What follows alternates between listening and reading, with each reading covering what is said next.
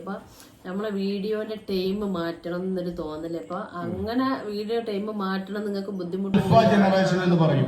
അഥവാ കാലത്തിനനുസരിച്ച് കുട്ടികളുടെ ചിന്താ രീതിയിൽ അവരുടെ വളർച്ചയിലൊക്കെ വലിയ മാറ്റങ്ങൾ സംഭവിക്കുന്നുണ്ട്. 1928ന്റെയും 45ന്റെയും ഇടയിൽ ജനിച്ച ആൾക്കാരും നന്നായിട്ട് അടിച്ച് പഠിപ്പിച്ചോളി. ഞങ്ങൾ ഒരിക്കലും ചോദ്യം ചെയ്യാൻ ഞാൻ വരൂല. എൻ്റെ കുട്ടി നന്നായി തീരണം. പക്ഷെ ഒന്ന് തൊട്ട് വയ്ക്കാൻ മതി, അപ്പോഴേക്ക് നേരെ കോലത്തിൽ നേരെ മാവുകയും ചെയ്യും. നമ്മുടെ കൈ പിടിച്ചിട്ട് നാളെ അങ്ങനെയാണെങ്കിൽ നമ്മൾ കൊണ്ടുപോകുന്ന ഒരാളുണ്ടാകണം. ഒരു ആലിമിനെ സംബന്ധിച്ചിടത്തോളം 40 ആളെ ശുപാർശ ചെയ്യാൻ, ശഫാഅത്ത് ചെയ്യാനുള്ള അവകാശമുണ്ടെന്ന്. എങ്ങനെയായാലും നമ്മളെ കുടുംബം രക്ഷപ്പെടും.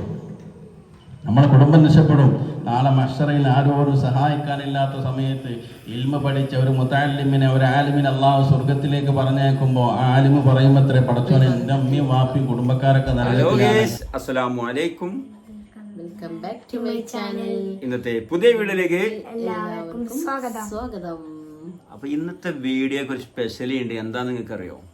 നമ്മള് മോനുനെ കൊണ്ടുവരാൻ വേണ്ടിയിട്ട് നമ്മുടെ കൊടിഞ്ഞി പള്ളിയിൽ പോയപ്പോ ഓരോ മാതാപിതാക്കളും കേൾക്കേണ്ട നല്ലൊരു ഇൻഫർമേഷൻ. അവിടെ മീറ്റിംഗ് ഉണ്ടായിരുന്നിട്ടാ. അതെ, മീറ്റിംഗില് എന്താ പറയാ, ഉസ്താദ്മാര് ഫസ്റ്റ് എല്ലാവരും സംസാരിച്ചു. പക്ഷെ അതിൽ കുറച്ച് പോയിന്റ് ആയ കാര്യങ്ങളുണ്ട്, അത് ഞങ്ങൾ എടുത്തു വെച്ചിട്ടുണ്ട്. ശരിക്കും പറഞ്ഞാൽ ഞാനവിടെ മൈൻഡ് ചെയ്യാത്ത രീതിയിൽ ഇരിക്കുന്നത്. പക്ഷെ ഇദ്ദേഹത്തിന്റെ ആ പ്രസംഗം കാര്യങ്ങളും കേട്ടപ്പോ ഇങ്ങനെ ആലോചിച്ചു പോകും. ശരിക്കും ശരിയാണ്, ഇത് നമ്മളെ പറ്റിയാണ് പറയുന്നത്. അതെ, ഓരോ ഉമ്മാരും മാപ്പാരും കേൾക്കേണ്ട സംഭവങ്ങൾ. അത് നമുക്ക് തോന്നുന്ന ഇന്നെ പറ്റിയാണ് ഓരോരുത്തർ കേൾക്കുമ്പോഴും. അതുപോലെ തന്നെ മക്കൾക്കും മാതാപിതാക്കളെ കുറിച്ചുള്ള ഇൻഫർമേഷൻ ഉണ്ട്. മക്കൾക്കും മാതാപിതാക്കൾക്കും ഉള്ളതാണ്. ശരിക്കും ഒരു ഭയങ്കര ഡിഫറെന്റ് പ്രസംഗം തന്നെയാണ്. അത് കേൾക്കേണ്ടതാണ്. അപ്പൊ നമുക്ക് എടുത്തുകൊണ്ട് സെപ്പറേറ്റ് ഇങ്ങൊക്കെ വേണ്ടിട്ട് ഒന്ന് ഇടാൻ തോന്നി.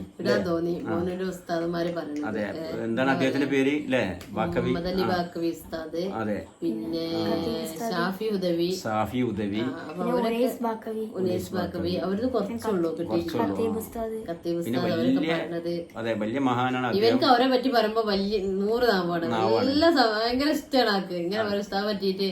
മുഹമ്മദ് അലി ബാക്കവി ഭയങ്കര രസാണ്, കോമഡിയാണ്, ഭയങ്കര രസം ഇങ്ങനെ പറയും. അപ്പൊ നമ്മുടെ ചെമ്മാട് കൊടിഞ്ഞിപ്പള്ളിയിൽ ഇപ്രാവശ്യം ദർസ് തുടങ്ങിയതിന് ശേഷം ആദ്യത്തെ മാതാപിതാക്കളുള്ള ഒരു മീറ്റിംഗ്, കുട്ടികളൊക്കെ ചേർന്നിട്ട് എല്ലാരും കൂടി ഒപ്പം ഇരുത്തിയിട്ടുള്ള ഒരു മീറ്റിംഗ്. അത് ഞാൻ ഫസ്റ്റ് ഒക്കെ ഒന്ന് ഉറക്കം തൂങ്ങിട്ടാ. ഫസ്റ്റ് പറഞ്ഞൊന്നും ഞാൻ കേൾക്കാൻ പറ്റില്ല. എന്താ വെച്ചാൽ ഞാൻ ഈ ഉറക്കം ഒഴിച്ചിട്ട് രാത്രിയൊക്കെ ഇപ്പൊ കുറച്ച് ദിവസമായിട്ട് എനിക്ക് അടിക്കാൻ കുറച്ച് കൂടുതലുണ്ടായിരുന്നു. അപ്പൊ ഉറക്കം ഒഴിച്ചിട്ട് ഫസ്റ്റ് കുറച്ച് ഭാഗങ്ങളും ഞാൻ കേട്ടു. അവിടെ ഈ വീഡിയോ ഉണ്ടായതുകൊണ്ട് ഞാൻ ഇന്നലെ ഫുള്ള് ഇരുന്ന് കേട്ടു. ഞാൻ ശരിക്കും ജസ്റ്റ് ഇവന്റെ വീഡിയോയും കാര്യങ്ങളൊക്കെ പോയത് വന്ന് എടുക്കാൻ ഉദ്ദേശിച്ചു. പക്ഷെ ഈ പ്രസംഗം കേട്ടപ്പോൾ അറിയാതെ അതിന്റെ ഫസ്റ്റ് ഭാഗങ്ങൾ കുറെ എടുത്തിട്ടില്ല. എന്താ വെച്ചാൽ ഇത് കേട്ടപ്പോൾ എനിക്ക് തോന്നി ഇത് വീഡിയോ ഓണാക്കി തന്നെ വേണം, എടുത്തേ പറ്റുള്ളൂ. അപ്പൊ എല്ലാവരും വീഡിയോ സ്കിപ്പ് ചെയ്യാതെ നിർബന്ധമായിട്ടും താല്പര്യമുള്ളവര് നിർബന്ധമായിട്ടും കാണണം. അതുപോലെ തന്നെ ഇത് എല്ലാവർക്കും കേൾക്കേണ്ടതും അറിയേണ്ട ഒരു മാതൃക തന്നെ ആവട്ടെ. അവ എല്ലാവർക്കും ഷെയർ ചെയ്ത് കൊടുക്കണം. നല്ല എന്താ പറയാ, പോയിന്റ് ആണ്. എല്ലാവരും മനസ്സിൽ ഓർത്തിരിക്കേണ്ട കുറച്ച് വാക്കുകളാണ്. അത് പറയണത് എനിക്ക് സത്യമാണ് തോന്നി, നേരാണ് തോന്നി. ഇന്നത്തെ ഓരോ അന്തരീക്ഷമാണ്, ഇന്നത്തെ ലോകം. ഓരോ മാതാപിതാക്കളും അറിഞ്ഞിരിക്കണം, അതുപോലെ തന്നെ നമ്മുടെ കുട്ടികളും അറിഞ്ഞിരിക്കണം. നല്ലൊരു ഇൻഫർമേഷൻ ആണ്. അപ്പൊ അയാൾക്ക് ഭയങ്കര ഇഷ്ടമായി, കേട്ടപ്പെട്ട മനസ്സിൽ കൊള്ളണ വാക്കാണ്. അപ്പൊ എല്ലാവരും വീഡിയോ സ്കിപ്പ് ചെയ്യാതെ നിർബന്ധമായിട്ട് കാണുക, അത് കേൾക്കുക, അതേപോലെ ചെയ്യാൻ നോക്കുക. നമ്മള് അതൊന്ന് കേട്ടിട്ട് കാര്യമില്ല, ജീവിതത്തിൽ പകർത്തണല്ലോ, അപ്പോഴാണ് അത് കണ്ടിട്ട് കാര്യമുള്ളല്ലോ. അപ്പൊ എല്ലാവർക്കും വീഡിയോയിലേക്ക് പോവാം. അപ്പൊ വീഡിയോ കണ്ടോക്കി സ്വാഗതം. അല്ലെ പോനോ? റസൂലുള്ളാഹി സ്വല്ലല്ലാഹു അലൈഹി വസല്ലം തങ്ങൾ പറഞ്ഞ അതാണ്, ഇദാ മാത ഇബ്നു ആദമ ഇൻകത അമലുഹു ഇല്ലാ മിൻ തലാത്ത്, സദഖത്തുൻ ജാരിയ ഔ ഇൽമുൻ യൻതഫിഉ ബിഹി വ വലദുൻ സാലിഹുൻ യദ്ഉ ലഹു. അതാണ് റസൂൽ പറഞ്ഞതാണ്. പ്രധാനപ്പെട്ട പോയിന്റാണ്. നമുക്ക് വേണ്ടി പ്രാർത്ഥിക്കുന്ന മക്കളുണ്ടാവുകയാണ്. അപ്പൊ അതിന് നാഫിയായ ഇൽമിനെ നൽകപ്പെടണം. തന്നെയുമല്ല, ഇപ്പോഴത്തെ സാഹചര്യത്തിൽ മൊബൈലിൽ നിന്ന് മറ്റുമൊക്കെ ഇപ്പൊ ഇന്ന് പത്രത്തിലല്ല ഫേസ്ബുക്കിലും വാട്സപ്പിലൊക്കെ വന്നിട്ടുണ്ട്. ഒരു 1ാം ക്ലാസ്സിൽ പഠിക്കുന്ന വിദ്യാർത്ഥി മൊബൈൽ കൊടുക്കാത്തതിന്റെ പേരിൽ ബാത്റൂമിൽ പോയി തൂങ്ങി മരിച്ചു. 1ാം ക്ലാസ്സിൽ പഠിക്കുന്ന വിദ്യാർത്ഥി, എന്തിന് ഉമ്മ മൊബൈൽ കൊടുക്കാത്തതിന്റെ പേരിൽ. ഈ മൊബൈൽ അഡിക്ഷൻ എന്ന് പറയുന്നത് മനുഷ്യനെ കൊല്ലും എന്നത് നമ്മളെ രക്ഷിതാക്കൾ പലർക്കും അറിയില്ല. ഭക്ഷണം കഴിക്കാൻ കുട്ടികൾക്ക് ഫോൺ കൊടുക്കും, ഇല്ലേ? കുട്ടികളുടെ ശല്യം തീർന്നിട്ടാൻ ഫോൺ കൊടുക്കുന്ന ആളുകളുണ്ട്. അല്ലെങ്കിൽ കുറച്ചു നേരം ഒന്ന് ഒഴിഞ്ഞിരിക്കട്ടെ എന്ന് വിചാരിച്ചിട്ട് കുട്ടികൾക്ക് ഫോൺ കൊടുക്കുന്ന രക്ഷിതാക്കളുണ്ട്, ഇല്ലേ? ഫോണ് കൊടുത്തിട്ടുണ്ടെങ്കിൽ അവരങ്ങ് കരയട്ടെ, ഒന്നും സംഭവിക്കാൻ പോണില്ല. പക്ഷെ നമ്മുടെ മക്കൾ അതിന് അഡിക്റ്റ് ആവുകയാണ്. അപ്പൊ അതിൽ നിന്നൊക്കെ മാറ്റി നമ്മുടെ മക്കളെ ഇങ്ങനെയുള്ള സ്ഥാപനങ്ങളിലേക്ക് കൊണ്ടുവന്നാക്കിയാൽ അൽഹംദുലില്ലാഹ് ഇവിടെ മാത്രമല്ല അവിടെയും മരിച്ചു ചെന്നാൽ നമുക്ക് ഉപകരിക്കുമെന്നാണ്. അള്ളാഹു നമുക്ക് തൗഫീഖ് നൽകട്ടെ. അതുപോലെ ലഹരിയും കഞ്ചാവും എല്ലാം എന്തെല്ലാം സുലഭമായി ലഭിക്കുന്ന നാട് അല്ലെ. കള്ളൊരു ചേര പാമ്പാണെങ്കിൽ ചാരായം തനി കരിമൂർക്കൻ രണ്ട് ഭയങ്കര വമ്പാല വേറൊരു ഭയകിയ നീർക്കോലി.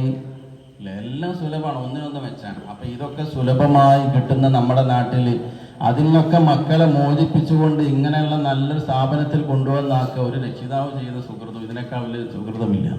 അതുകൊണ്ട് രക്ഷിതാക്കളോട് പറയാനുള്ളത്, ഈ മക്കൾ വീട്ടിൽ വന്നാൽ പൊതുവേ ഉള്ള സ്വഭാവമാണ് ഇബ്ലീസ് പറയുന്നതാണ് പോകണ്ട അജിപ്പത്ത പോയിട്ട് ഇങ്ങനെ ചോദിക്കും. ഇത് ഇബ്ലീസിൻ്റെ ഒരു പണിയാണ്.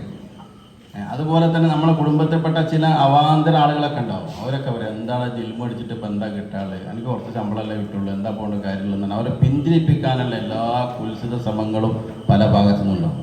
രക്ഷിതാക്കൾ ഒരു കാരണവശാലും അതിന് സപ്പോർട്ട് ചെയ്യരുത്. നിർബന്ധമായിട്ടും നർസ് പറഞ്ഞേക്കുക, പഠിക്കട്ടെ. അവർ പഠിച്ചു കഴിഞ്ഞിട്ട് എന്തോ ആവട്ടെ, ഗൾഫ് പോയിക്കോട്ടെ, അവർ ബിരുദം നേടിയിട്ട് അവർ ഗൾഫ് പോയിക്കോട്ടെ, അതിനൊന്നും ഇവിടെ എതിരല്ല. അവർ ദീനിന് സേവനം ചെയ്യട്ടെ, എന്തോ ആവട്ടെ. പക്ഷേ അവരെ പഠനം പൂർത്തിയാകുന്നത് വരെ രക്ഷിതാക്കൾ സപ്പോർട്ട് ചെയ്യണം. പല രക്ഷിതാക്കളും കുട്ടികൾ എന്തെങ്കിലും പറയുമ്പോഴേക്കും എന്നോട് നിൽക്കേണ്ട ഞാൻ പോരുന്നു പറയും. ഇങ്ങനെയുള്ള രക്ഷിതാക്കളെ ഒരിക്കലും നമ്മൾ ആയിക്കൂടാ. ആ രക്ഷിതാക്കളായ മക്കൾ പഠനം പൂർത്തിയാക്കാനും കഴിയൂല. അള്ളാഹു നമ്മളെ മക്കളൊക്കെ സ്വാലിഹ്യങ്ങളാക്കുമാറാവട്ടെ. തന്നെയുമല്ല, ഇതിൻ്റെ പേരിൽ നിങ്ങളെ കുടുംബത്തിലാവട്ടെ, നിങ്ങളെ വീട്ടിലാവട്ടെ, അതല്ലെങ്കിൽ നിങ്ങളെ അയൽവാസിയിലാവട്ടെ, എവിടെങ്കിലും ഒരു പണ്ഡിതനെ നിങ്ങൾ വാർത്തെടുത്താൽ, ഹബീബായ റസൂലുള്ളാഹി സ്വല്ലല്ലാഹു അലൈഹി വസല്ലം തങ്ങൾ പറഞ്ഞ ഒരു ഹദീസുണ്ട്, പ്രബലമായ ഒരു ഹദീസുണ്ട്. ഹബീബായ റസൂലുള്ളാഹി സ്വല്ലല്ലാഹു അലൈഹി വസല്ലം തങ്ങൾ പറയുന്നു, സയ്യിദുനാ സുലൈമാൻ നബി അലൈഹി സ്വലാത്തു വസ്സലാമിനെ കുറിച്ച്, ഹുയ്യിറ സുലൈമാൻ അലൈഹിസ്സലാം ബൈനൽ ഇൽമി വൽ മുൽക്കി വൽ മാൽ. അല്ലാഹു സുബ്ഹാനഹു വ തആല ലോകം ആകെ അടക്കി ഭരിച്ച രാജാവാണ് സുലൈമാൻ നബി അലൈഹിസ്സലാം. ആ സുലൈമാൻ നബിക്ക് അല്ലാഹു സുബ്ഹാനഹു വ തആല ഇത്രമാത്രം പവറും ഇത്രമാത്രം കെറ്റപ്പും കൊടുക്കാനുള്ള കാരണം എന്താ? ഒറ്റൊരു കാരണമാണ്. അല്ലാഹു സുബ്ഹാനഹു വ തആല സുലൈമാൻ നബിയോട് പറഞ്ഞു, സുലൈമാൻ നബിയെ, നിങ്ങൾക്ക് ഇൽമ വേണോ, അധികാരം വേണോ, സമ്പത്ത് വേണോ, ഇഷ്ടമുള്ളത് തിരഞ്ഞെടുക്കുക. സുലൈമാൻ നബിക്ക് അല്ലാഹു അധികാരം കൊടുക്കുകയാണ്. പക്ഷേ സുലൈമാൻ നബി പറഞ്ഞു, പടച്ചോനെ, അധികാരം എനിക്ക് വേണ്ട, എനിക്ക് രാജാവാവണ്ട, എനിക്ക് സമ്പത്ത് വേണ്ട, ഒന്നും എനിക്ക് വേണ്ട, എനിക്ക് ഇൽമ് മതി, അള്ളാഹിനെ കുറിച്ചുള്ള അറിവ് മതി. ഈ ഇൽമ് തെരഞ്ഞെടുത്തതിൻ്റെ പേരിലാണ് അല്ലാഹു സുബ്ഹാനഹു വ തആല അധികാരവും സമ്പത്തും രാജാധികാരവും അള്ളാഹു നൽകിയതെന്ന് ആദരവായ പ്രവാചകൻ നബി മുഹമ്മദ് മുസ്തഫ. ഇൽമ് തെരഞ്ഞെടുത്താൽ അങ്ങനെയാണ്. അള്ളാഹിന്റെ ഇൽമു പഠിക്കാൻ വേണ്ടി അത് തെരഞ്ഞെടുത്താൽ അങ്ങനെയാണ്. നമ്മളെ മക്കളെ ഇൽമു പഠിപ്പിക്കാൻ വിചാരിച്ചു വിട്ടാൽ അള്ളാഹു സുബ്ഹാനഹു വ തആല നമ്മളെല്ലാ കാര്യങ്ങളും സലാമത്തായി കിട്ടും. ഞങ്ങളുടെ കച്ചവടമാവട്ടെ, നമ്മളെ ജോലിയാവട്ടെ, എല്ലാത്തിനും അള്ളാഹു ബർക്കത്ത് തരും. ഹബീബായ റസൂലുള്ളാഹി സ്വല്ലല്ലാഹു അലൈഹി വസല്ലം തങ്ങളുടെ സന്നിധാനത്ത് ഒരു മനുഷ്യൻ വന്നിട്ട് പറയുന്നു, യാ റസൂലല്ലാഹ്, എനിക്ക് കച്ചവടമാണ്, ഞാനൊരു കച്ചവടക്കാരനാണ്. എന്നാൽ എൻ്റെ ഒരു അനിയനുണ്ട്, അവൻ എൻ്റെ കച്ചവടത്തിൽ വരുന്നില്ല. അവൻ എപ്പോഴും പള്ളിയിൽ ദിക്റും സലാത്തും ഇൽമുമായിട്ട് കഴിഞ്ഞു കൂടുന്ന ആളാണ്. അവനൊരിക്കലും എൻ്റെ കച്ചവടത്തിന് വരുന്നില്ല. അവനും കൂടെ വന്നാൽ എൻ്റെ കച്ചവടം ഒന്ന് ഉഷാറാക്കായിരുന്നു നബിയെ, നിങ്ങൾ അവനോടൊന്ന് പറഞ്ഞിട്ട് എൻ്റെ കൂടെ ഒന്ന് പറഞ്ഞേക്കണം. അപ്പം അല്ലാഹു റസൂൽ ചോദിച്ചു, എൻ്റെ കച്ചവടം എങ്ങനെയുണ്ട്? അപ്പോൾ പറഞ്ഞു, അൽഹംദുലില്ലാഹ്, കുഴപ്പമില്ലാതെ പോണ്. റസൂലുള്ളാഹി സ്വല്ലല്ലാഹു അലൈഹി വസല്ലം തങ്ങൾ പറഞ്ഞു, നിൻ്റെ അനുജൻ ഇൽമുമായി ബന്ധപ്പെട്ടത് കൊണ്ടാണ് നിനക്ക് ഈ ഐശ്വര്യവും ബർക്കത്തൊക്കെ ഉണ്ടായത്, അതില്ലെങ്കിൽ നിനക്കത് ഉണ്ടാവില്ല എന്ന് ആദരവായ പ്രവാചകൻ നബി മുഹമ്മദ് മുസ്തഫ. അതൊറ്റ ഹദീസ് മനസ്സിലാക്കിയാൽ മതി. അങ്ങനെയാണ്. അപ്പം അതുകൊണ്ട് നമ്മൾ ഒരു മകനെങ്കിൽ നമ്മളെ കുടുംബത്തിൽ നമ്മൾ മരിച്ചാൽ ഇമാമക്കാൻ പറ്റിയ 8 ആൺമക്കളുള്ള വാപ്പാൻ്റെ മയ്യിത്ത് നിസ്കരിച്ച ആളാണ് ഞാൻ. 8 ആൺമക്കളുള്ള വാപ്പാൻ്റെ മയ്യിത്ത് നിസ്കരിച്ചിട്ട് ഞാൻ 8 എണ്ണത്തിൽ ഒന്നിനെ നിസ്കരിക്കാൻ ഒന്നിന് പറ്റില്ല. നിങ്ങൾ ആലോചിച്ച് നോക്കി. അപ്പം അതുകൊണ്ട് ഗൗരവമാണ് വിഷയം. നമ്മുടെ മയ്യിത്ത് നിസ്കരിക്കാൻ നമ്മളെ കുടുംബത്തിൽ പള്ളിയിൽ ഉസ്താദിനെ മയ്യിത്ത് നിസ്കരിക്കാൻ നമ്മളെ കൊണ്ട് നിയമിച്ചിട്ടില്ല, എവിടെ നിയമിച്ചിട്ടില്ല. അത് നിയമിക്കുമ്പോൾ പറയൂല. അതൊക്കെ ഗത്യന്തരമില്ലാതെ വരുമ്പോൾ നിൽക്കുന്നതാണ്. ശരിക്കും നമ്മളെ മക്കളെ അതിന് പര്യാപ്തരാക്കണം. അല്ലെങ്കിൽ നമ്മളെ കുടുംബത്തിൽ പേരക്കുട്ടികളാവട്ടെ, അല്ലെങ്കിൽ മക്കളാവട്ടെ, ആരെങ്കിലും ഒരാൾ നമ്മൾ അതിനുണ്ടാക്കിയെടുക്കാൻ നമ്മളൊക്കെ ആവശ്യമാണ്. അള്ളാഹു തൗഫീഖ് ചെയ്യട്ടെ. അതൊരു പ്രത്യേകത തന്നെയാണ്. അപ്പം അതുകൊണ്ട് ആ കാര്യം നിങ്ങൾ എല്ലാവരും ശ്രദ്ധിക്കുക. നമ്മൾ മരിച്ച നമുക്ക് വേണ്ടി ദുആ ചെയ്യുന്ന ഒരാളുണ്ടാവണം. അള്ളാഹു തൗഫീഖ് നൽകുമാറാവട്ടെ. തന്നെയുമല്ല, നിങ്ങൾ നമ്മളെ നാട്ടിലൊക്കെ ഇഷ്ടംപോലെ വൃദ്ധസദനങ്ങൾ താഴ്ച വളർന്നുകൊണ്ടിരിക്കുകയാണ്. പാപ്പാനെ നോക്കാൻ, ഉമ്മാനെ നോക്കാൻ ആളില്ലാത്ത അവസ്ഥ. പണ്ടൊക്കെ മുസ്ലിം സമുദായത്തിൽ നിന്ന് കുറവായിരുന്നു, പക്ഷെ ഇപ്പം അങ്ങനെയല്ല. അപ്പം നമ്മുടെ കൂട്ടത്തു നിന്നും കുറേ ആളുകളെ കൊണ്ടാക്കിക്കൊണ്ടിരിക്കുക. എന്തേ കാരണം? അവർക്കുള്ള കാരണം എന്താ? ഡിഗ്രി PG ഇല്ലാത്തത് കൊണ്ടല്ല, മതപഠനം കുറഞ്ഞു പോയി എന്നുള്ളതാണ്. ആ ഒരൊറ്റ കാരണം കൊണ്ടാണ്. നിങ്ങൾ ആലോചിച്ച് നോക്കി, ഏതെങ്കിലും കേരളത്തിലാവട്ടെ ഏതെങ്കിലും ഒരു പള്ളിയിലോ മദ്രസയിലോ പഠിപ്പിക്കുന്ന അല്ലെങ്കിൽ നീ പഠിച്ച ഒരു ആലിമിൻ്റെ അല്ലെങ്കിൽ ഒരു ഉസ്താദിൻ്റെ വാപ്പാനും ഉമ്മാനും വൃദ്ധസനത്ത് കൊണ്ടാക്കി കാണിച്ചു തരാൻ പറ്റുമോ? ഇല്ല, എവിടെയില്ല. കാരണം എന്ത്? അവർ പഠിച്ച ഇൽമ അങ്ങനെയാണ്. വാപ്പാനെ ഉമ്മാനെ ബഹുമാനിക്കണം, ആദരിക്കണം, ഉമ്മാൻ്റെ കാലിൻ്റെ ചൂട്ടിലാണ് സ്വർഗം എന്ന് പഠിച്ച മക്കളാണ്. ഒരിക്കലും അവരെ തള്ളിപ്പറയില്ല. അപ്പം അതുകൊണ്ട് അങ്ങനെയുള്ള മക്കളാക്കുക എന്ന് നമ്മുടെ ആവശ്യമാണ്. അള്ളാഹു സുബ്ഹാനഹു വ തആല അതിന് നമുക്ക് തൗഫീഖ് നൽകട്ടെ. നിങ്ങൾ ചിന്തിക്കുക. തന്നെയുമല്ല, ഹബീബ റസൂലുള്ളാഹി സ്വല്ലല്ലാഹു അലൈഹി വസല്ലം തങ്ങൾ പറഞ്ഞു, ആരെങ്കിലും ഇൽമ പഠിക്കുന്ന വഴിയിൽ ഒരു കുട്ടി പ്രവേശിച്ചാൽ അവൻ സ്വർഗത്തിലേക്കുള്ള വഴി അള്ളാഹു എളുപ്പമാക്കി കൊടുക്കുമെന്ന് ആദരവായ പ്രവാചകൻ നബി മുഹമ്മദ് മുസ്തഫ സല്ലല്ലാഹു അലൈഹി വസല്ലം. അപ്പം അതുകൊണ്ട് നമ്മൾ മരിച്ചാൽ നമ്മുടെ കൈ പിടിച്ചിട്ട് നാളെ മഹ്ശറയിൽ സ്വർഗത്ത് കൊണ്ടുപോകുന്ന ഒരാളുണ്ടാകണം. ഒരു ആലിമിനെ സംബന്ധിച്ചിടത്തോളം 40 ആളെ ശുപാർശ ചെയ്യാൻ, ശഫാഅത്ത് ചെയ്യാനുള്ള അവകാശമുണ്ടെന്ന്. എങ്ങനെയായാലും നമ്മളെ കുടുംബം രക്ഷപ്പെടും. നാളെ മഹ്ശറയിൽ ആരോരും സഹായിക്കാനില്ലാത്ത സമയത്ത് ഇൽമ പഠിച്ച ഒരു മുതഅല്ലിമിനെ, ഒരു ആലിമിനെ അള്ളാഹു സ്വർഗത്തിലേക്ക് പറഞ്ഞേക്കുമ്പോൾ ആ ആലിമ് പറയുമത്രേ, പടച്ചോനെ എൻ്റെ അമ്മയും വാപ്പിയും കുടുംബക്കാരൊക്കെ നരകത്തിലാണ്, അവരെ ഇട്ടിട്ട് ഞാൻ എങ്ങനെ സ്വർഗത്ത് പോവാം, അതുകൊണ്ട് അള്ളാഹു അവരെ ശുപാർശയ്ക്ക് അവകാശം കൊടുക്കുമെന്നും വാപ്പാൻ്റെ ഉമ്മാൻ്റെ ബന്ധുക്കളെ കൈപിടിച്ചിട്ട് അവർ കൂടെ സ്വർഗത്ത് പോകുമെന്നും ആദരവായ പ്രവാചകൻ നബി മുഹമ്മദ് മുസ്തഫ സല്ലല്ലാഹു അലൈഹി വസല്ലം. അപ്പം അങ്ങനെ ആവണം ഇൻഷാ അല്ലാഹ്. അള്ളാഹു നമുക്ക് തൗഫീഖ് നൽകട്ടെ. നിങ്ങൾ ആലോചിച്ച് നോക്കിയാൽ ഞാനും ഉസ്താദൊക്കെ ഇവിടെ പഠിച്ച ആളുകളാണ്. എന്നെ കൂടെ കൊണ്ടുവന്നാക്കണ സമയത്ത്, പ്രായത്തിൽ കൊണ്ടുവന്നാക്കണ സമയത്ത് ഞാനൊക്കെ ഒരുപാട് കരഞ്ഞിട്ടുണ്ട്. എൻ്റെ കാരണം ഇവിടെ നിൽക്കാൻ വയ്യാന്ന് പറഞ്ഞാണ് കരഞ്ഞിട്ടുണ്ട്. പക്ഷെ എൻ്റെ ഉമ്മയും വാപ്പി ഒരിക്കലും എൻ്റെ പെരേകൾ അല്ലാനാക്കൂല, അടിച്ചാട്ടും. കാരണം അതാണ് അന്നത്തെ കാലം, അങ്ങനെയാണ്. പക്ഷെ ഇവിടെ ഒരുപാട് മുത്തല്ലിമികൾ കരയാറുണ്ട്. പക്ഷെ കരച്ചിൽ നല്ലതാണ്. പെരയിൽ നിന്ന് വിട്ടുകുമ്പോൾ കുറച്ചൊക്കെ കരയും, അതൊക്കെ സ്വാഭാവികമല്ലേ. പക്ഷെ അതൊന്നും രക്ഷിതാക്കൾ കാര്യമാക്കേണ്ടതില്ല, അതൊക്കെ സ്വാഭാവികമാണ്. അപ്പം അതുകൊണ്ട് പെരയിൽ നിന്ന് വരുമ്പോൾ തന്നെ തച്ചാട്ടം നല്ല ഞാൻ പറഞ്ഞതിൻ്റെ അർത്ഥം നിങ്ങൾ ആ കാര്യം ഒന്ന് ഏറ്റെടുക്കണം. അപ്പം അതുകൊണ്ട് അന്ന് കരഞ്ഞത് ഇന്നിപ്പോൾ സന്തോഷമായി തോന്നുകയാണ്. ഇന്നിപ്പോൾ ഇവിടെ പള്ളിയിൽ സത്യമായിട്ട് ഇവിടെ തന്നെ ജോലി ചെയ്യാന്ന് പറഞ്ഞാൽ അതൊക്കെ വലിയ സൗഭാഗ്യം തന്നെയാണ്. അൽഹംദുലില്ലാ. അപ്പം അതുകൊണ്ട് ചിന്തിക്കുക, ഇന്നിപ്പോൾ നിങ്ങൾ ആലോചിച്ച് നോക്കിയേ, എൻ്റെ പള്ളിപ്പറമ്പിൽ, ഞങ്ങളുടെ നാട്ടിലെ പള്ളിപ്പറമ്പിൽ കിടക്കുന്നുണ്ട് എൻ്റെ അമ്മയും വാപ്പിയും. ഏറ്റവും സന്തോഷിക്കുന്നത് എന്തുകൊണ്ടാണ്? എന്നെ ഈ ഫീൽഡിൽ തിരിച്ചുകൊണ്ടാണ്. ഒറ്റ ദിവസം യാസീനോദാത്ത ദിവസമല്ല അവരെ ഖബറിലേക്ക്. അതേസമയം എന്നെ വേറെ എന്തെങ്കിലും ആക്കി, ഒരു ഗൾഫ് കോർണേറ്റ് ഒരു പ്രവാസിയാക്കി, അല്ലെങ്കിൽ എന്നെ വേറെ എന്തെങ്കിലും പഠിച്ച പോലെ ഡോക്ടർ എഞ്ചിനീയർ ആക്കിയാൽ ആ സുഖം ഉണ്ടാവുമോ? ഇല്ല, ഒരിക്കലും ഉണ്ടാവില്ല. നിങ്ങൾ ആലോചിച്ച് നോക്കിയേ. അപ്പം അതുകൊണ്ട് നമ്മളൊക്കെ ഖബറ് കിടക്കുമ്പോൾ അനുഭവിക്കാനുള്ള സന്തോഷങ്ങളാണ് ഈ മക്കളും അതുപോലെ നിങ്ങളുടെ കുടുംബങ്ങളൊക്കെ. അപ്പം അതുകൊണ്ട് നിങ്ങൾ ആലോചിച്ച്, ഞങ്ങൾക്ക് ഇപ്പം അത് അറിഞ്ഞില്ലെങ്കിലും അപ്പം അറിയും. പിന്നെ പലരും പറയും ദീൻ പഠിച്ചാൽ അതുകൊണ്ട് എന്തുണ്ടാവില്ല, ആഖിറം കിട്ടൂല, അല്ല ദുന്യാവൊന്നും ഉണ്ടാവില്ല, ശമ്പളമൊക്കെ തുച്ഛമായ ശമ്പളമല്ലേ. എന്ത് ഞാൻ പറയുന്നു, ഞാൻ ഉസ്താദും ജീവിക്കണമാതിരി നിങ്ങളുടെ കൂട്ടത്തിൽ ആരും ജീവിക്കണ്ടാവില്ല. ദീൻ പഠിച്ചാൽ അങ്ങനെ ഉണ്ട്, അള്ളാഹു തന്നുകൊണ്ടിരിക്കും. അതങ്ങനെയൊന്നുമില്ല. നമ്മളെ കാര്യങ്ങളൊക്കെ നടന്നു പോകും, നിങ്ങളെക്കാൾ ഉഷാറായിട്ട് നടന്നു പോകുന്നുണ്ട്. അപ്പോൾ അതുകൊണ്ട് അള്ളാഹുടെ സഹായം ഉണ്ടാവും. അപ്പോൾ അതുകൊണ്ട് നിങ്ങളാരും ബേജാറാകണ്ട. അപ്പോൾ അതുകൊണ്ട് നീട്ടിപ്പരത്തി പറയുന്നില്ല. ഇവിടെ ബഹുമാനപ്പെട്ട ഉസ്താദ് അവരുകൾ മുഖ്യപ്രഭാഷണം നടത്താനുണ്ട്, കാര്യങ്ങളൊക്കെ ഉസ്താദ് വിശദീകരിക്കും. അപ്പോൾ അതുകൊണ്ട് നിങ്ങളോട് പറയാനുള്ളത്, നിങ്ങളൊക്കെ മഹത്തായ സൗഭാഗ്യത്തിൻ്റെ ഉടമകളാണ്.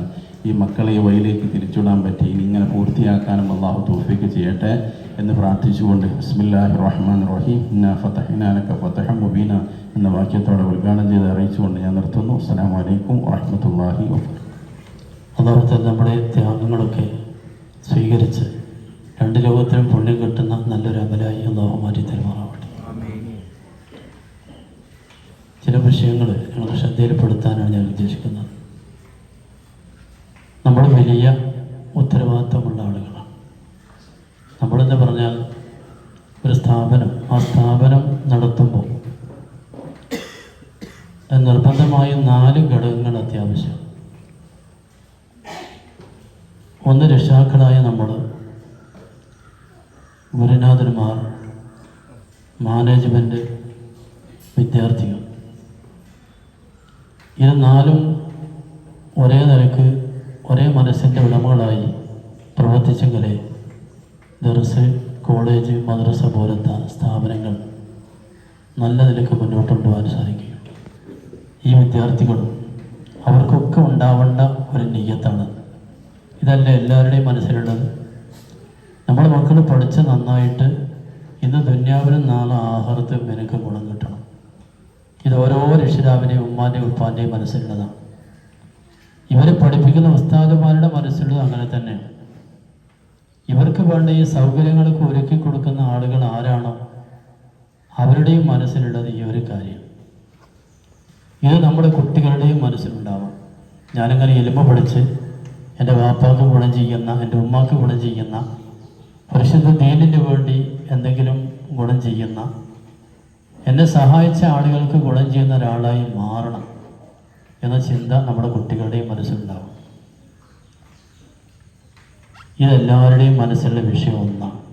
അല്ലാഹു തആല ആ കാര്യം നമ്മുടെ മക്കളിലൂടെ സാധിപ്പിക്കാനുള്ള തൗഫീഖ് അല്ലാഹു പ്രദാനം ചെയ്യട്ടെ. പക്ഷേ ഇന്നത്തെ ഈ കാലഘട്ടത്തിൽ നമ്മൾ ഉദ്ദേശിച്ച ഈ ലക്ഷ്യം സാക്ഷാത്കരിക്കാൻ ഒരുപാട് പ്രയാസം. നമ്മളൊക്കെ പഠിച്ച കാലഘട്ടവും ഇന്നത്തെ കാലഘട്ടവും ഒരുപാട് മാറ്റം. അന്നുള്ളതായ കാര്യം ഒന്നും ഇന്നില്ല, ഉണ്ടെങ്കിൽ തന്നെ വളരെ ചുരുക്കമാണ്. എന്നുള്ള കാര്യം അന്നുമില്ല. ഇതാണ് ഉദാഹരണത്തിന് പറഞ്ഞാൽ അനുസരണ, ആദരവ്, അംഗീകാരം, അദബ്, ഇതൊക്കെ നമ്മളൊക്കെ പഠിച്ച കാലത്ത് നല്ലോണം ഉണ്ടായിരുന്നു. ഇന്ന് ഈ പറയപ്പെട്ട കാര്യങ്ങൾ നമ്മൾ നോക്കുകയാണെങ്കിൽ വളരെ കുറവാണ്. ഇല്ല എന്ന് തന്നെ പറയാം, ഉണ്ടെങ്കിൽ വളരെ കുറവാണ്.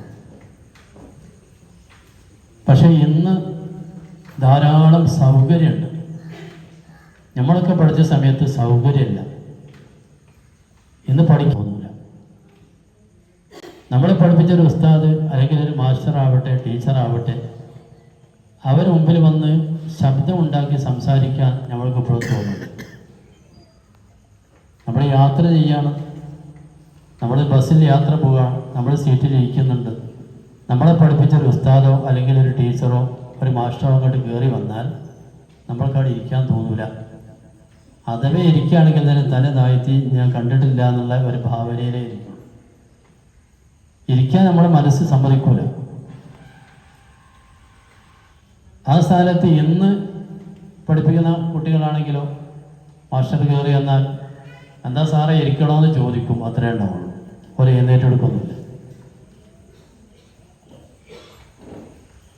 ഇങ്ങനെയുള്ള ആദരവ്, ബഹുമാനം, അദബ് ഇതൊക്കെ കുറഞ്ഞു പോയിട്ടുണ്ട്. ഒരു മുസഫ്, അതിൻ്റെ ഒരു കടലാസ്, ഒരു പേപ്പർ, ഒരു മുസഫിൻ്റെ ഒരു കഷ്ണം എവിടെയെങ്കിലും നമ്മൾ കണ്ടാൽ കുറച്ച് പ്രായത്തിയ ആളുകളൊക്കെ അത് കാണുന്ന സമയത്ത് വളരെ പേടിയാണ്. എങ്ങനെ ഇപ്പോൾ അതവിടെ ഇടുക? നമ്മുടെ മനസ്സ് സമ്മതിക്കൂലിടാൻ. എടുക്കലോ ഒന്നുമില്ല, എന്താ ചെയ്യുക? അങ്ങനെ ആളുകളുടെ ഇതുപോലെ നമുക്ക് തോന്നൂല.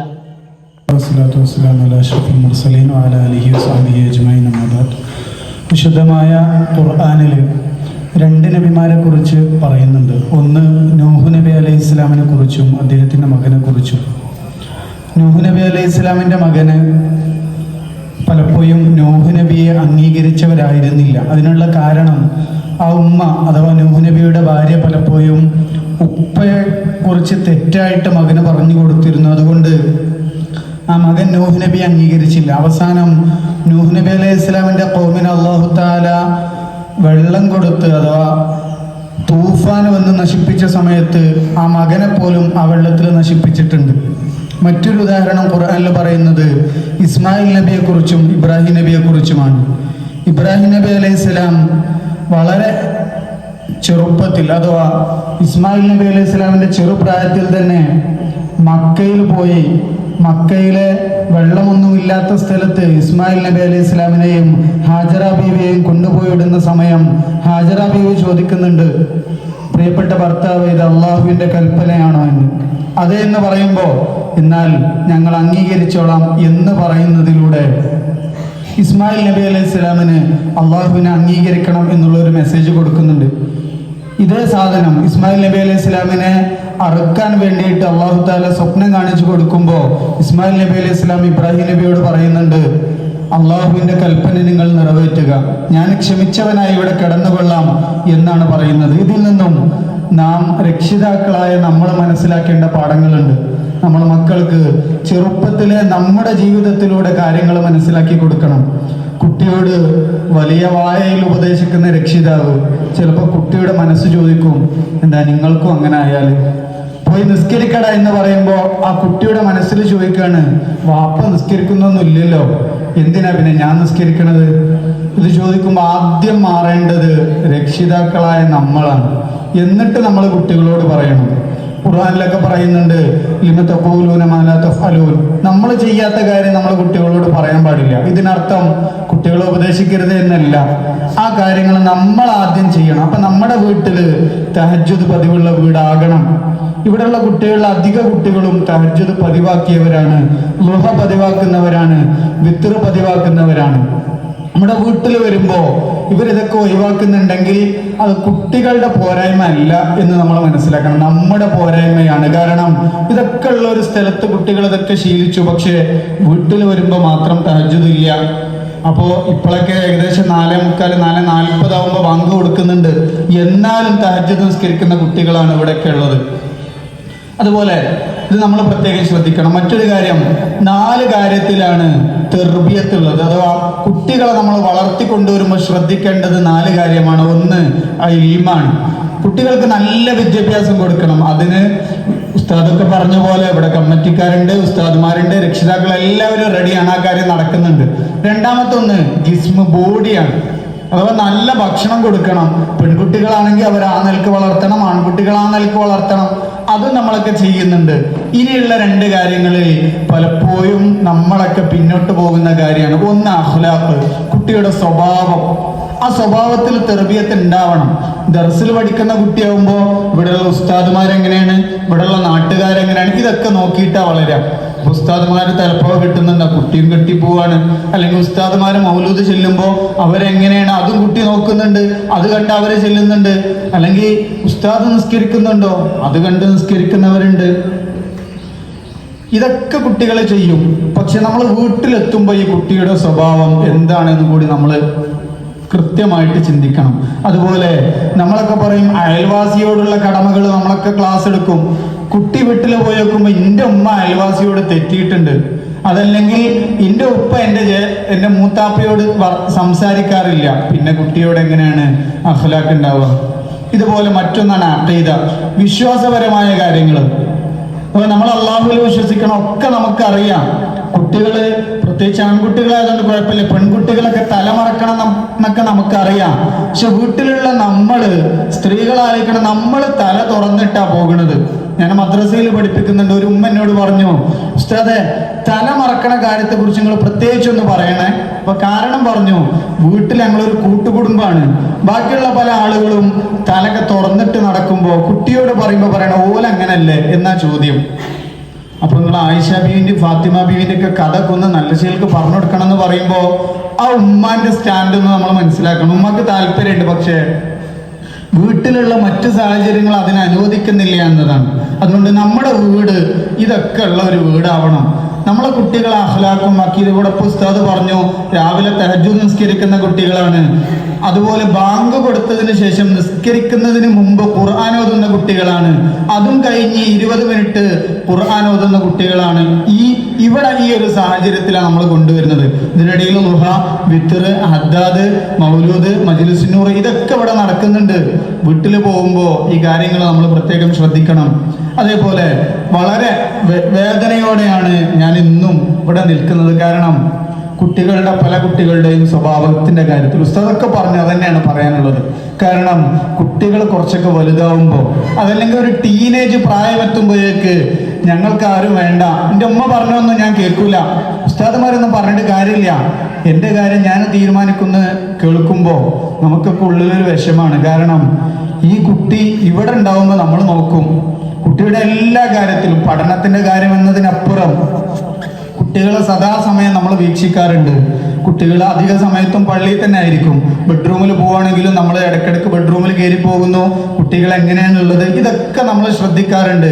പക്ഷെ വീട്ടിൽ വരുമ്പോൾ കുട്ടിയുടെ ആ കാര്യങ്ങളിൽ നിങ്ങൾ രക്ഷിതാക്കൾ പ്രത്യേകം ശ്രദ്ധ പുലർത്തണം. അതുപോലെ കുട്ടികൾക്ക് ഇവിടെയാണെങ്കിലും വീട്ടിലേക്ക് ഫോൺ വിളിക്കുമ്പോൾ അതവിൻ്റെ കാര്യം, അതേപോലെ പെരുമാറ്റത്തിന്റെ കാര്യങ്ങളൊക്കെ നല്ലോണം നമ്മൾ പറഞ്ഞു കൊടുക്കണം. കാരണം പലപ്പോഴും വീട്ടിലെത്തിയാൽ കുട്ടി പുറത്തേക്കണ്ട് പോകും, എങ്ങോട്ടാ പോണത് എന്ന് പോലും രക്ഷിതാക്കൾക്ക് അറിയാതെ ഇരിക്കുന്ന ഒരവസ്ഥ ഇപ്പോഴൊക്കെ സംഭവിച്ചുകൊണ്ടിരിക്കുകയാണ്. ദർശനം പോയൊരു കുട്ടിയെ ഞാനൊരു ആവശ്യത്തിന് വേണ്ടി വിളിച്ചു.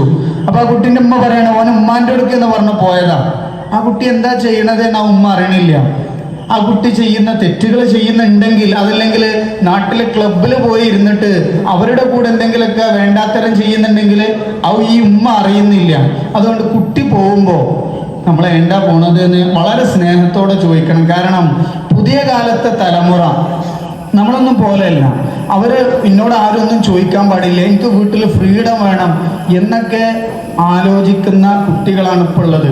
നമ്മുടെ ഇവിടെ ഇപ്പോൾ ഉള്ള കുട്ടികൾ, വലിയ കുട്ടികളൊക്കെ നമ്മൾ ഓരോ വർഷത്തിന്റെ അടിസ്ഥാനത്തിൽ ജനറേഷനായി മാറ്റി തിരിക്കുമ്പോൾ ഇവിടെയുള്ള വലിയ കുട്ടികളൊക്കെ ജനറേഷൻ സെറ്റിലാണ് വരിക. ഇവിടെയുള്ള ചെറിയ കുട്ടികൾ ആൽഫ ജനറേഷൻ എന്ന് പറയും. അഥവാ കാലത്തിനനുസരിച്ച് കുട്ടികളുടെ ചിന്താ രീതിയിൽ അവരുടെ വളർച്ചയിലൊക്കെ വലിയ മാറ്റങ്ങൾ സംഭവിക്കുന്നുണ്ട്.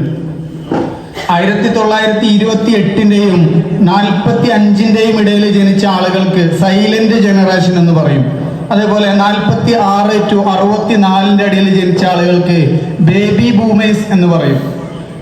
അതൊക്കെ കഴിഞ്ഞ് 1997-ന്റെയും 2012-ന്റെയും ഇടയിലുള്ള കുട്ടികൾക്ക് ജനറേഷൻ സെഡ് എന്ന് പറയും.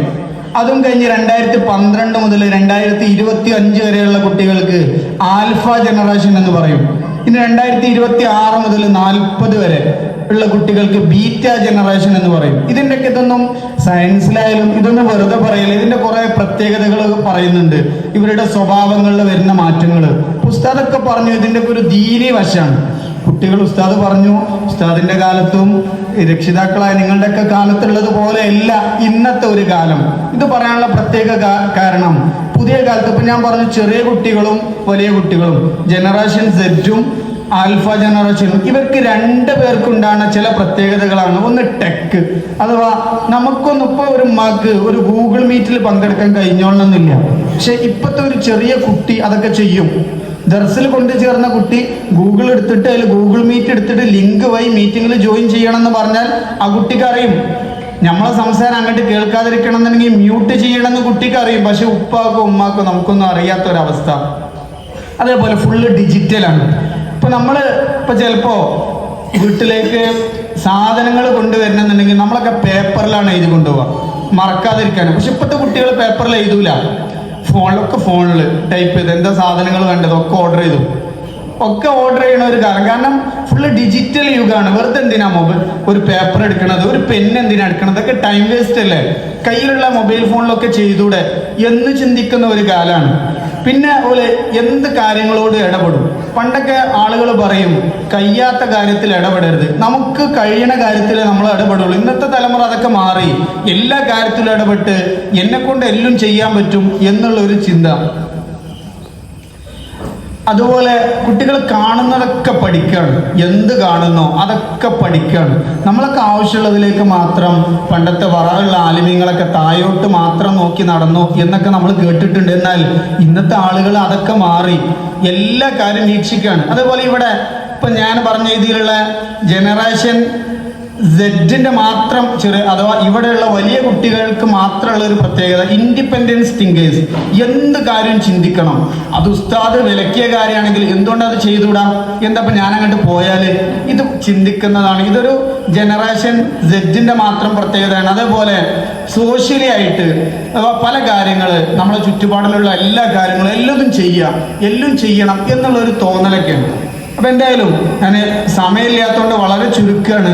പുതിയ കാലത്തെ കുട്ടികളോട് കുട്ടികൾക്കനുസരിച്ച് നമ്മൾ മാറണം. അപ്പൊ ഞാൻ പറയണതൊക്കെ കുട്ടി കേൾക്കണം എന്നുള്ള വാശിക്കപ്പുറം പുതിയ കാലത്തുള്ള കുട്ടികളോട് പുതിയ കാലത്തെ രീതിയിൽ സംവദിക്കാൻ രക്ഷിതാക്കളായ നമ്മൾ തയ്യാറാവണം. അവരുടെ പല കാര്യങ്ങൾ ഫ്രീഡം ഇല്ലാതെ വളർത്തിയ ഒരു കുട്ടിയും ഒന്നും ചെയ്യൂല. അപ്പോൾ ഫ്രീഡം കൊടുത്തില്ലെങ്കിൽ ഭയങ്കര പ്രശ്നമാണ്. കുട്ടി പോലീസ് സ്റ്റേഷനിൽ പോയി കംപ്ലൈന്റ് എടുക്കണം വാപ്പാക്കെതിരെ. എന്താ വീട്ടിൽ അത് അയക്കണില്ല, ഇത് മൊബൈൽ ഫോൺ തരാത്തതിന്റെ പേരിൽ തൂങ്ങി മരിച്ചു എന്ന് പറഞ്ഞു. ഇതൊക്കെ പുതിയ കാലത്തെ പ്രത്യേകതയാണ്. അപ്പൊ അതൊക്കെ നമ്മൾ മെല്ലെ മെല്ലെ മെല്ലെ നമ്മളെ കുട്ടികളിൽ മാറ്റിയെടുക്കണം.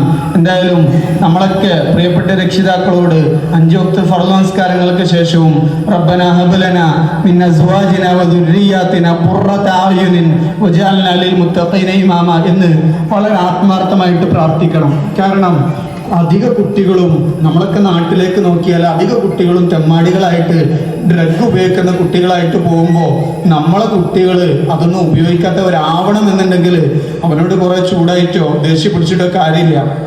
അതിനപ്പുറം നമ്മൾ ഹൃദയത്തിന്റെ അകത്തളത്തിൽ നിന്ന് അള്ളാഹുവിനോട് പ്രാർത്ഥിക്കണം, അള്ളാഹുവേ എൻ്റെ മക്കളെ സ്വാലിഹീങ്ങളാക്കണേ എന്നും നാളെയുള്ള ഒരു തലമുറക്ക് ഇമാമായി നിൽക്കുന്ന അവർക്ക് നേതൃത്വം കൊടുക്കാൻ ഉതകുന്ന ഒരു കുട്ടിയായിട്ട് എൻ്റെ കുട്ടിയെ മാറ്റണേ എന്നും എല്ലാ രക്ഷിതാക്കളും മനസ്സറിഞ്ഞ് അള്ളാഹുവിനോട് പ്രാർത്ഥിക്കണമെന്ന് മാത്രം പറഞ്ഞുകൊണ്ട് ഞാൻ നിർത്തുന്നു. അസ്സലാമു അലൈക്കും വറഹ്മത്തുള്ളാഹി. അതാണ് പായ. അങ്ങനെ കുറച്ചങ്ങനെ കഴിയുന്ന സമയത്ത് ഈ പായക്കട കേട് വന്ന സമയത്ത് അത് മടക്കിയിട്ട് തലയാണിയാക്കും. പായ തലക്കാണി എന്നാണ് പറയാം. ഈ പായ മടക്കിയിട്ട് തലയാണിയാക്കുക. ബെറ്റ് എന്നൊരു കാര്യം ദർസിലുമില്ല, വീട്ടിലുമില്ല.